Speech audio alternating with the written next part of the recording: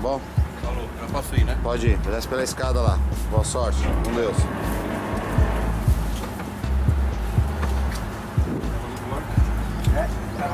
Good luck to you. Good luck to you. Thank you very much. Go to the beach. Straight in there. Come straight to us. Okay. In there. Which side is swimming on? Sorry. Which side of the boat? Red this side, red side. Which side is better, red? That side would be better. Where he swam yesterday? Esquerda do barco. The same as today? Esquerda do barco.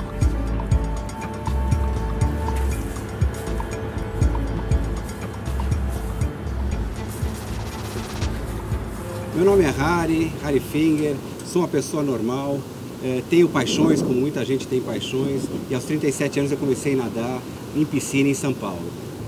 Quando eu vim morar no ano de 2000 em Ilhabela, eu, com esse marzão todo, comecei a treinar na ilha, nas diversas praias. Ilhabela tem praias magníficas, praias que em geral não tem onda, praias que tem um pouco de correnteza e que te forçam a treinar cada vez mais forte. Nadando aqui em Ilhabela, comecei a participar do Campeonato Paulista de Maratonas Aquáticas, com distâncias de 5 até 10 quilômetros. E em 2003 conheci o Percival Milani na prova da 14 bis, que vai de Santos até Bertioga. Uma prova complicada, uma prova difícil. Conheci essa pessoa que naquele ano tinha atravessado e pensei, por que não um dia, quem sabe, fazer esse tipo de prova?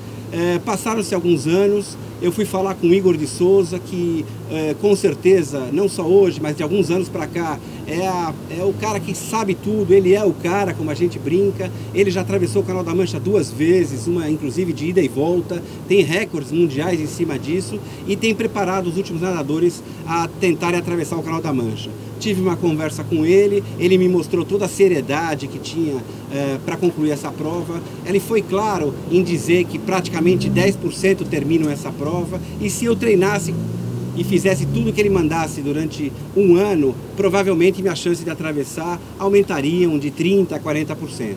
Comecei a treinar com ele, eram treinos complicados, ele semanalmente me mandava os treinos, porque ele mora em São Paulo e eu aqui na ilha.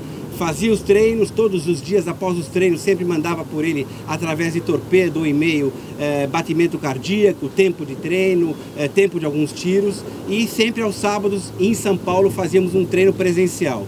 Nesses treinos presenciais fomos crescendo, a quantidade de metragem foi aumentando e pouco a pouco eu fui começando a sentir que poderia ser possível mesmo eu tentar atravessar o Canal da Mancha com seus 33, 34 quilômetros de distância em linha reta. Mas foi em abril de 2012, numa prova de 12 horas numa piscina sem parar, ou seja, nós ficamos nadando das 8 da noite de sexta-feira até 8 da manhã de sábado sem parar, parando de 30 em 30 minutos e por 20 segundos parando para tomar um carboidrato, uma alimentação, simulando o que podia acontecer no Canal da Mancha.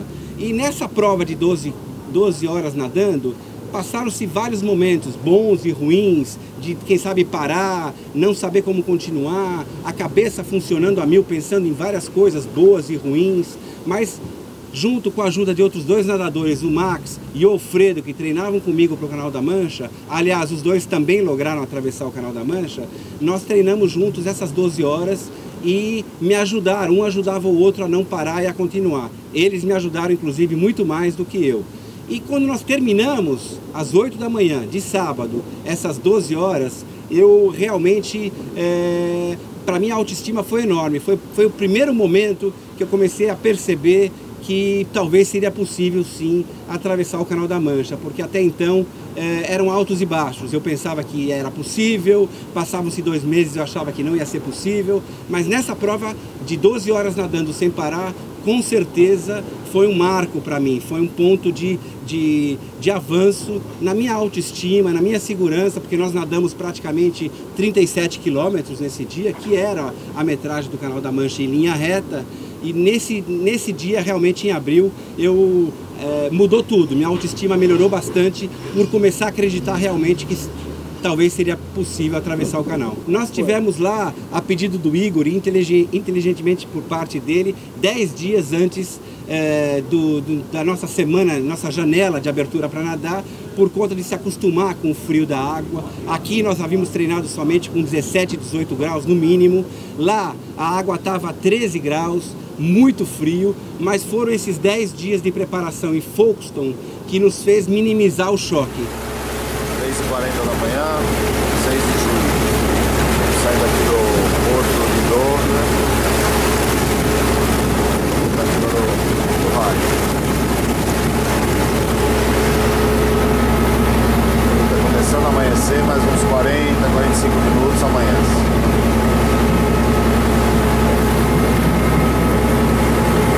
Aqui o rádio. Vamos pro pau, chegou o dia. Vai ser legal, vai ser gostoso.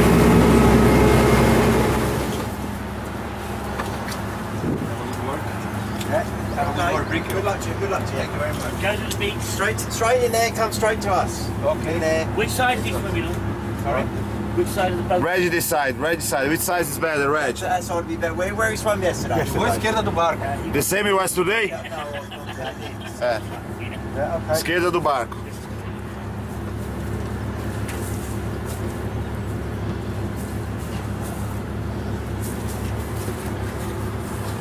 Olha devagar. Chegando o dia da travessia, 4h30 da manhã larguei da praia de Shakespeare Beach em Dover.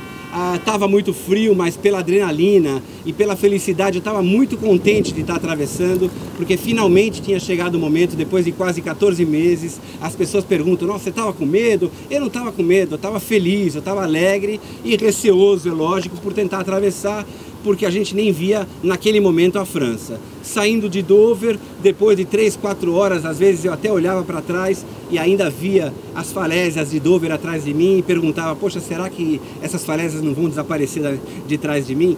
Até a 5ª hora que eu olhava para trás, elas estavam ainda lá e eu resolvi não olhar mais para trás, olhar só para frente. E depois, parando de meia em meia hora para se alimentar, o frio atrapalhou demais porque tinham o congelamento de alguns dedos, dores nas articulações, dores na virilha, muita dor na coluna, mas eram paradas para alongar, paradas para se alimentar de meia em meia hora. E com certeza, com o auxílio do Igor, que ia lá nesse barco de apoio, dando as orientações e acreditando, pensando em coisas positivas, pensando nos amigos, pensando em fatos legais que me aconteceram todos esses últimos 12 meses. E na minha vida, né? Na família, a gente pensa muito na família, nos amigos. Eu pensava tudo que dava calor, né? Pensava até eu debaixo de um chuveiro quente. Eu me situei num momento no meio de grandes baladas, dançando com o povo. Então, nesses momentos quentes, de lembrar situações quentes, desde o chuveiro, naquela aguinha quente batendo nas minhas costas, até pessoas que me fizeram muito bem e me fazem muito bem até hoje, que eu consegui lograr e chegar na França e chegar na praia de Cap Griné, em Calais, e poder concluir meu percurso. Eu tenho alguns projetos, eu continuo nadando, eu tenho alguns projetos, mas que eu não costumo divulgar tanto para não deixar minha família de novo em polvorosa, mas eu tenho um outro sonho, é lógico, que é, quem sabe, ser possível dar a volta em Ilhabela, sozinho ou em revezamento, estar nadando na minha cidade, dar a volta aqui na minha ilha e poder mostrar para o mundo mais essas praias maravilhosas de Ilhabela, das quais eu treinei, das quais eu faço questão e me emociono divulgar parte da beleza de Ilhabela, que não é só sol e praia, mas esse é um projeto, quem sabe um dia dar a volta em Ilhabela. Vamos.